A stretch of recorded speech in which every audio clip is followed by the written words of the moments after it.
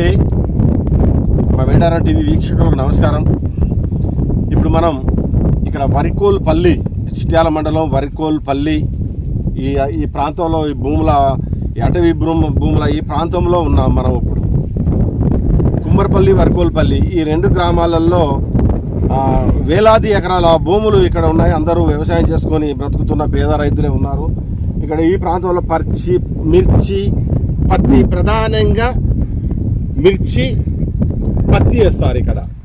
కానీ ఈ ప్రాంతంలో గత ఒక 4 సంవత్సరాల క్రితం ఒక పెద్ద ఇష్యూ ఇక్కడ ఏంటంటే, ఇక్కడ ఉన్న 2 నుంచి 300 ఎకరాల భూములు పట్టాలు రాలేదని, ఈ భూముల్ని గండ్ర వెంకటరమణారెడ్డి ఎమ్మెల్యే ఉన్న తరుణంలో ఈ భూముల్ని గండ్ర వెంకటరమణారెడ్డి ఆక్రమించుకునే కోసం ప్రయత్నం చేస్తున్నాడని 2 గ్రామాలకు చెందిన వారు రిలే నిరాహార దీక్షలు చేయడం కూడా జరిగింది. కలెక్టర్లకు ఫిర్యాదులు ఇవ్వడం, మాకు ఈ భూములు కావాలని ఆర్డీఓకు, ఎంఆర్ఓకు ఈ భూములు మా భూములు, ఎమ్మెల్యేగా ఉన్న గండ్ర వెంకటరమణారెడ్డి ఆక్రమించుకునే కోసం ప్రయత్నం చేస్తున్నాడని, మా భూముల్ని ఆన్లైన్లో నుంచి తీసివేయడం జరిగిందని కూడా వాళ్ళు అప్పుడు ధర్నాలు, రాస్తారోకోలు, రిలే నిరాహార దీక్షలు కూడా చేయడం జరిగింది. కానీ ఇప్పుడు మరి గతంలో ప్రతిపక్ష హోదాలో ఉన్న గండ్ర సత్యనారాయణరావు, బీజేపీ వాళ్ళు ఖచ్చితంగా మేము అధికారంలోకి వస్తే ఈ భూములకు పట్టాలు ఇప్పిస్తామని చెప్పడం జరిగింది. మరి ఇప్పుడు కాంగ్రెస్ పార్టీ అధికారంలోకి వచ్చి 100 రోజులు దాటింది. మరి ఇక్కడ వరికోల్పల్లికి చెందిన ఈ పేద రైతుల భూములకు పట్టాలు రావడం లేదని వారు ఇప్పుడు స్థానిక శాసనసభ్యులైన గండ్ర వెంకటరమణారెడ్డిని అప్పుడు ఉన్నప్పుడు ఆయన ఆరోపించారు. ఇప్పుడు అధికారం చేపట్టిన గండ్ర సత్యనారాయణరావును కూడా ఇప్పుడు వాళ్ళు మా భూముల సంగతి ఏమైంది సార్ అని ఇప్పుడు వాళ్ళు ఎప్పుడు మాకు భూముల పట్టాలు ఇస్తారని ఆశగా ఎదురు చూస్తున్నారు. అంటే అధికారంలో లేనప్పుడు ప్రతిపక్ష హోదాలో ఉన్నప్పుడు ఇచ్చిన హామీలు, ప్రతిపక్షంలో ఉన్నప్పుడు ఇచ్చిన హామీలు మరి పక్షంలోకి అధికారంలోకి వచ్చిన తర్వాత వీరికి పట్టాలు చేయించడంలో ఏమి అడ్డొస్తున్నాయని ఈ ప్రాంత ఈ రైతులు ఆరోపిస్తున్నారు. ఎందుకంటే అప్పుడు మాకు ఇచ్చిన ప్రకారం మాకు పట్టాలు చేయడం లేదు. అప్పుడు అధికారంలో ఉన్న గండ్ర వెంకటరమణారెడ్డి మీద అనేక ఆరోపణలు చేసి ఈ 2 గ్రామాలకు చెందిన కుమ్మరపల్లి, వరికోల్పల్లి ఈ గ్రామాలకు చెందిన భూములను గండ్ర వెంకటరమణారెడ్డి ఆక్రమించుకునే కోసం ప్రయత్నం చేస్తున్నాడని గొగ్గొల్లు పెట్టారు. కానీ అవి ఆధారాలు లేవు. అక్కడ ప్రస్తుతం మనం చూసుకున్నట్టయితే ఆధారాలు లేకుండా ప్రతిపక్షంలో ఉన్నవారు రైతుల్ని ఉసుగొలిపి మీరు ఇలా నిరాహార దీక్షలు చేయండి అని అన్నారనే కూడా స్పష్టమవుతుంది. ఎందుకు అనంటే అధికారం చేజిక్కించుకునే కోసం ఎవరైనా ప్రతిపక్షంలో హోదాలో ఉన్నప్పుడు ఒక చిన్న సమస్య ఒక పెద్ద ఇష్యూ చేసి దానికి నేను సాల్వ్ చేస్తాను, ఖచ్చితంగా మీరు మాకు ఓట్లు వేయాలి, ఓట్లు వేసిన తర్వాత మీకు సాల్వ్ చేస్తాము, ఖచ్చితంగా మేము పట్టాలు ఇప్పిస్తామని వస్తారు. కానీ మాత్రం అప్పుడు గండ్ర వెంకటరమణారెడ్డి మీద చేసిన ఆరోపణలు ఇక్కడ తుస్సు అన్నది. అంటే అధికారంలోకి వచ్చిన తర్వాత మరి మీరు ఎందుకు పట్టాలు ఇవ్వలేదు? మీరు అధికారంలోకి వచ్చిన తర్వాత మరి మీరు ఎందుకు రైతుల పక్షాన్ని నిలబడలేదు? మరి మీరు అధికారంలోకి వచ్చినాక ఈ గ్రామ ప్రజల్లోకి వచ్చి మీ సమస్య ఏందని ఎందుకు పట్టించుకోవడం లేదు? అంటే అధికారం లేనప్పుడు ఒక భాష, అధికారంలో వచ్చిన తర్వాత మరొక భాష. మరి అధికారంలో ఉన్నప్పుడు గండ్ర వెంకటరమణారెడ్డి మీద ఆరోపణలు చేశారు. ఇప్పుడు నిరాధారమైన ఆరోపణలని ఇప్పుడు రుజువు అవుతున్నాయి. మరి దానికి పనిష్మెంట్ ఏంటి? ఆనాడు మరి మీరు చేయలేని పనులు ఆనాడు మీరు అధికారంలో లేరు కాబట్టి నిజమే, ఖచ్చితంగా అధికారంలోకి వచ్చిన తర్వాత చేస్తారని అనుకోవచ్చు. ప్రజలు కూడా ఆశిస్తారు. వారు కూడా ఖచ్చితంగా ఇతను గెలిపించుకోవాలనుకుంటారు. సరే, మిమ్మల్ని గెలిపించారు. అయితే మరి ఇక్కడ ఏమైంది? 100 రోజులు దాటాయి. మరి ఎందుకు ఇప్పుడు ఈ భూములపై నిర్లక్ష్యత? మరి కలెక్టర్ గారు, మరి రెవెన్యూ డిపార్ట్మెంట్ కూడా కలెక్టర్ గారి చేతిలో ఉంటుంది కాబట్టి కలెక్టర్ గారు మరి వీళ్ళందరికీ పట్టాలు ఇవ్వచ్చు కదా.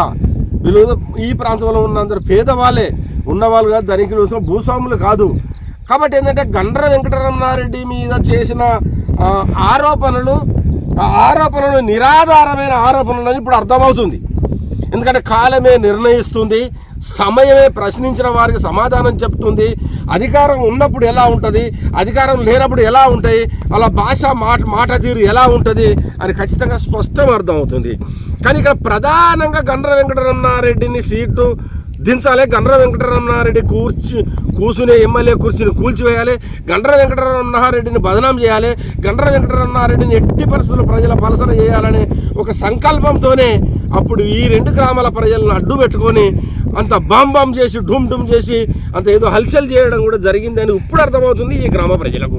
అందుకే వీళ్ళు ఏమంటున్నారంటే, అయ్యా గండ్ర సత్యనారాయణరావు గారు, కలెక్టర్ గారు, మీరు మా యందు దయచేసి ఈ భూముల పట్టాలు మాకు ఇవ్వండి, మాకు ఈ రైతు బంధు పడాలి, మేము చేసుకుంటే కట్ట ఎన్ని రెక్కాడితే డొక్కాడే మనుషులము అని అంటున్నారు.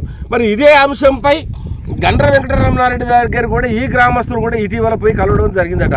అయ్యా మీరు ఉన్నప్పుడు మీ మీద గండ్ర వెంకటరమణారెడ్డి ఈ ప్రాంతంలో భూములను ఆక్రమించుకుంటున్న కలెక్టర్ను పట్టుకొని 200-300 ఎకరాల భూముల్ని పట్టించుకుంటారని మాకు ఎవరో చెప్పడం వల్ల మేము రావడం, అప్పుడు మేము ధర్నాలు రాస్తే ఆరోపణలు చేయడం జరిగింది.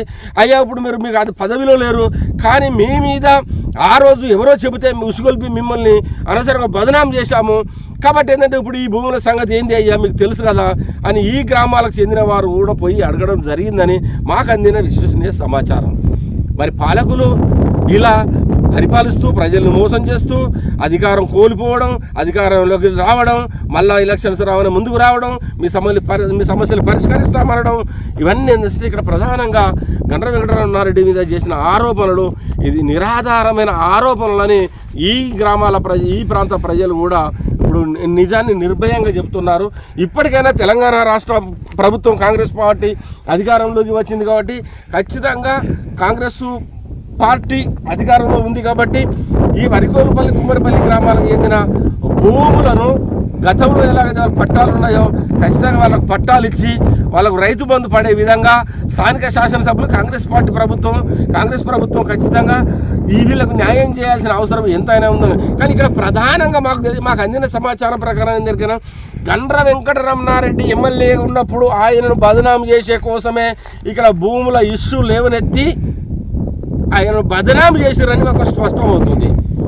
అంటే ఎవరు ప్రతిపక్షంలో ఉన్నా కానీ మరి ఇప్పుడు గండ్ర వెంకటరమణారెడ్డి ప్రతిపక్షంలో ఉన్నాడు కదా, మరి ఆయన అలాంటిది ఏమన్నా చేస్తున్నాడా? మరి మళ్ళీ ఇప్పుడు వీళ్ళ దగ్గరకు వచ్చి అప్పుడు ఏమైంది అనుకుంటే ఆయన అడుగుతున్నాడా? కానీ కొందరు రాజకీయ నాయకులకు అనుభవజ్ఞులు గొప్ప వ్యక్తులు దాన్ని ఏంటంటే నిశ్శబ్దంగా ఉండేవారు, నిశ్శబ్దాన్ని కాలమే నిర్ణయిస్తుంది. ప్రజలకు అర్థం కావాలని ఉండేవాళ్ళు గొప్ప మేధావి రాజకీయ నాయకులని ఈ సందర్భంగా చెప్పుకోక తప్పదు. గతంలో భూపాలపల్లి నియోజకవర్గాన్ని వేలాది కోట్ల రూపాయలతో అభివృద్ధి చేసిన సిరికొండ మధుసూదనాచారి మీద యొక్క మరక పడకుండా ఆయన 5 సంవత్సరాలు ఎమ్మెల్యేగా సభాపతిగా కొనసాగి అరమరికలు లేకుండా ఆయనే ఉన్న తరుణంలో కూడా ఆయనను ప్రజలు ఓటమి పాలు చేశారు, ఆయనకు ఓట్లు వేయలేదు. తదుపరి అప్పుడు ఏదైనా గండ్ర వెంకటరమణారెడ్డి అధికారంలో తీసుకున్న తర్వాత ప్రతిపక్షాలు ఆయన వెంబడి పడి ఆయన మంచి చేసిన చెడు చిత్రీకరించడం జరిగింది. ఆయన ఒక్కసారి చెడు చేశాడో లేదో, రెండోసారి చెడు చేశాడో లేదో, మంచి చెడు అనేది మనకు తెలియదు. కానీ ఖచ్చితంగా అధికారంలో ఉన్నవారి మీద ప్రతిపక్ష హోదాలో ఉన్నవారు దుమ్మెత్తిపోయడం ఇది ఆనవాయితీగా రావడం జరుగుతుంది. కానీ ఇప్పుడు మరి అప్పుడు అధికారంలో ఉన్న గండ్ర వెంకటరమణారెడ్డిని ప్రతిపక్ష హోదాలో ఉన్నవారు విమర్శించారు కాబట్టి ఇప్పుడు ప్రతిపక్ష హోదాను ఇప్పుడు ఆయన గండ్ర వెంకటరమణారెడ్డి ఉన్నాడు కాబట్టి గండ్ర వెంకటరమణారెడ్డి అధికారంలో ఉన్న వారిని కూడా విమర్శించలేదు, తన పని తానేదో చేసుకుంటూ పోతున్నాడు. కాబట్టి ఈ కుమ్మరిపల్లి వరికోలుపల్లి ఏంటంటే ఈ ఇష్యూ మాత్రం కావాలనే అప్పుడు గండ్ర వెంకటరమణారెడ్డిని దుమ్మెత్తిపోశారు, ఆయన మీద అనేక నిరాధారమైన ఆరోపణలు చేశారు. ఆయన మాత్రం భూములు ఆక్రమించుకున్నది లేదు, వీళ్ళు నిరూపించింది లేదు. ఇది స్పష్టం. మా మేడారం టీవీ అందించిన సమాచారం. వీడియో జర్నలిస్ట్ జగన్ సమయ గౌడ్ వరికోలుపల్లి అటవీ ప్రాంతంలో నుండి ఓటు స్టూడియో. నమస్తే.